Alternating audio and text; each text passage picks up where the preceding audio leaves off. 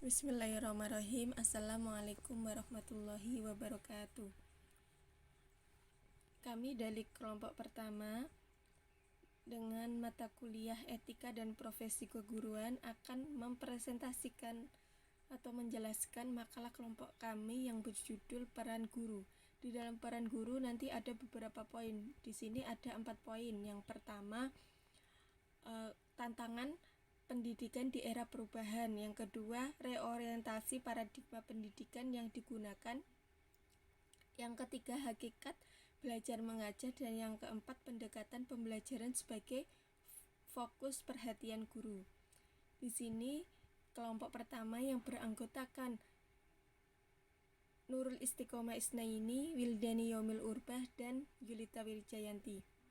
Di sini saya akan menjelaskan poin pertama, yaitu tentang tantangan di era perubahan. Pendidikan adalah istilah yang dipakai oleh ahli pendidikan untuk mengintegrasikan teknologi siber dalam pembelajaran.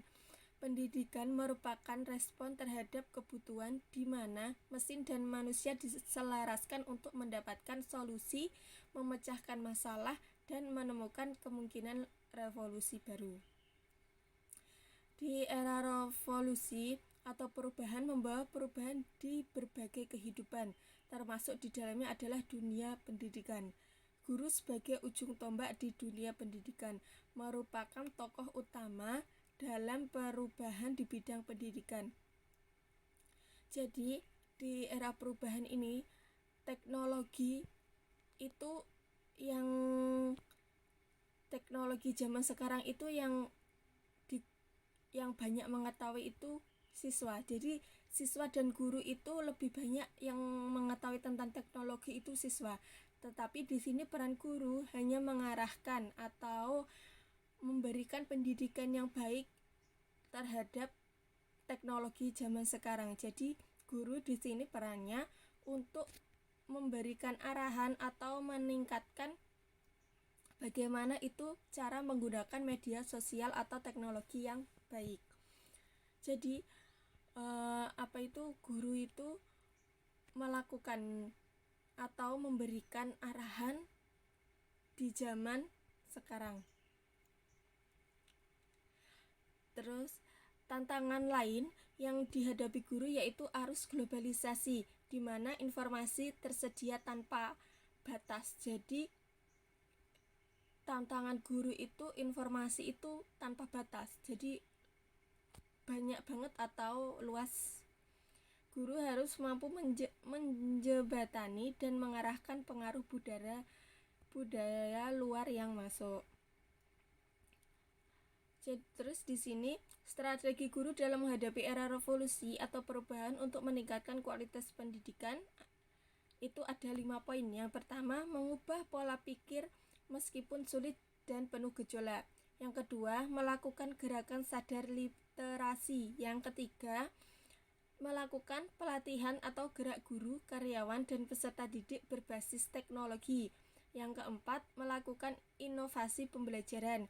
Yang kelima, memantik untuk menciptakan teknologi sederhana berbasis digital di sekolah. Jadi semua itu diperlukan manajemen waktu dan biaya atau manajemen sekolah yang baik, komitmen semua pihak, pembiasaan penerapan di kelas, serta saling berkolaborasi.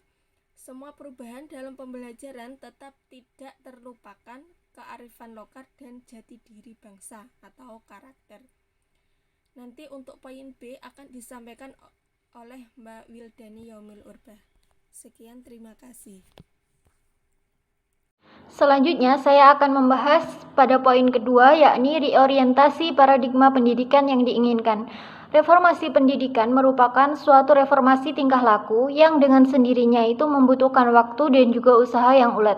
Oleh sebab itu, reformasi pendidikan haruslah bertahap dengan mempertimbangkan potensi, kelemahan, kekuatan, dan juga kemungkinan yang terbuka. Dengan demikian, Reformasi pendidikan menuntut adanya perencanaan yang matang dan persiapan yang cukup serta ditopang oleh sumber-sumber yang memadai, termasuk juga komitmen politik masyarakat. Dalam membangun masyarakat Indonesia baru, masalah-masalah kritis pendidikan yang dihadapi masyarakat dan juga bangsa Indonesia dalam jangka menengah antara lain sebagai berikut. Yang pertama adalah pendidikan yang mengembangkan nilai-nilai demokrasi, yang kedua adalah pengembangan hak asasi manusia, yang ketiga adalah pemberantasan kemiskinan, dan yang terakhir itu adalah pelaksanaan otonomi daerah dalam bidang pendidikan dan juga kebudayaan. Dalam pengembangan nilai-nilai demokrasi tersebut melalui pendidikan berarti nilai-nilai tersebut haruslah menjiwai dalam seluruh kegiatan pendidikan, termasuk itu dalam sistemnya, kurikulumnya, dan metodologi yang digunakan.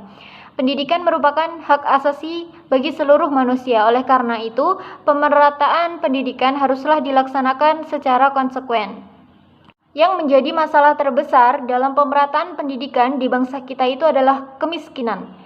Oleh sebab itu, kemiskinan merupakan prioritas yang perlu ditanggulangi sejalan dengan pelaksanaan pemerataan itu sendiri. Adanya kesadaran kolektif untuk menggiring pendidikan ke arah yang lebih baik telah banyak melahirkan generasi baru, yang salah satunya adalah pemikiran perlunya orientasi baru dalam pendidikan. Orientasi yang dimaksudkan adalah perlunya mengubah paradigma pedagogik dari yang klasik dan sempit menuju pedagogik yang kritis.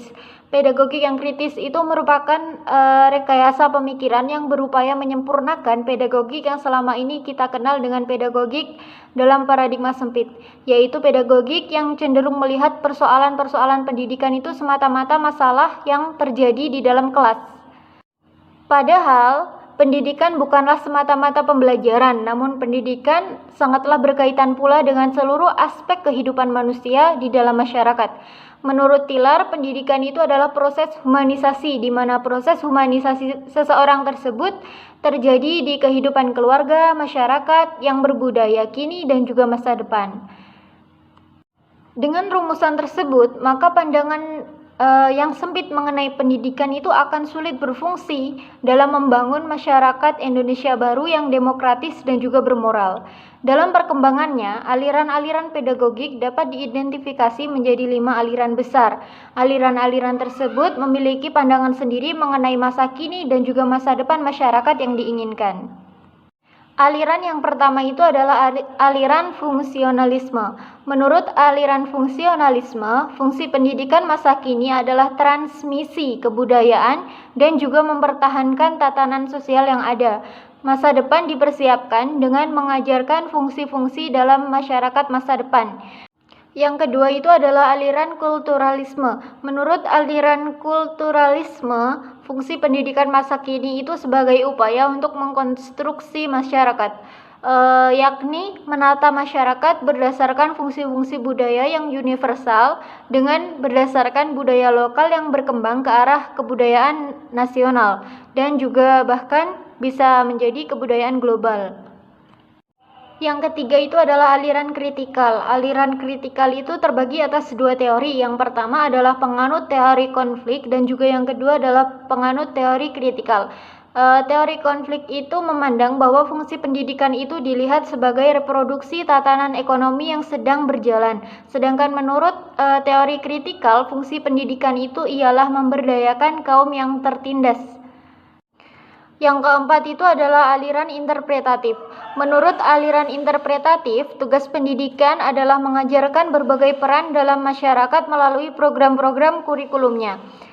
Sedangkan untuk masa depan, pendidikan itu berfungsi untuk menghilangkan berbagai bias budaya dan juga kelas-kelas sosial yang membedakan antara kelompok elit dan juga rakyat jelata yang miskin.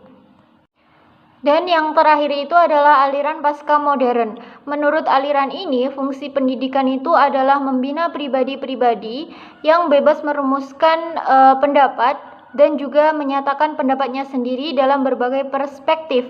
Individu yang diinginkan itu adalah individu yang kreatif dan bebas berpikir, termasuk berpikir produktif. Aliran-aliran pedagogik kritis di atas memiliki satu kesamaan pembahasan, yaitu pemberdayaan individu. Inilah inti dari masyarakat demokratis. Fungsi pendidikan di dalam masyarakat Indonesia baru itu adalah bukan pendidikan yang memupuk individualisme yang egoistik, tetapi individu yang berkembang potensinya sehingga dapat disumbangkan sebesar-besarnya bagi kepentingan bersama. Poin selanjutnya adalah hakikat belajar mengajar. Belajar itu adalah proses perubahan perilaku tetap dari yang tidak tahu menjadi tahu, dari yang tidak paham menjadi paham, dari yang tidak terampil menjadi terampil, dan lain sebagainya yang pastinya bermanfaat untuk lingkungan sekitar, khususnya dirinya sendiri. Proses belajar tersebut tentunya terjadi melalui banyak cara, baik itu yang disengaja maupun yang tidak disengaja, yang berlangsung sepanjang waktu. Hal itu karena dampak dari proses belajar itu adalah perubahan pada diri sang pembelajar, baik itu dari aspek pengetahuannya, pemahamannya, keterampilannya, dan juga kebiasaannya. Jadi, hakikat belajar itu adalah perubahan, dan mengajar itu adalah proses pengaturan yang dilakukan oleh guru. Jadi, belajar mengajar merupakan suatu proses interaksi antara anak didik dan guru mengenai transfer pengetahuan, nilai-nilai moral, dan sikap dalam kegiatan pendidikan di dalam kelas. Baik, lanjut pada poin D, yaitu pendekatan pembelajaran sebagai fokus perhatian guru. Pendekatan pembelajaran adalah suatu cara memandang kegiatan pembelajaran sehingga memudahkan bagi para siswa dalam menerima pengetahuan dan mengeluarkan pengalaman atau gagasan baru sehingga mampu tercapainya tujuan pembelajaran. Lalu pendekatan pembelajaran harus menciptakan suasana teaching learning atau belajar mengajar sehingga dapat menumbuhkan rasa tidak tahu menjadi tahu gitu. Lalu dengan ini jadi visi seorang guru itu sangatlah penting. Nah, ini ada 3 visi sederhana yang dapat dilakukan atau yang dapat dikuatkan oleh guru dalam menjalankan profesi sebagai guru.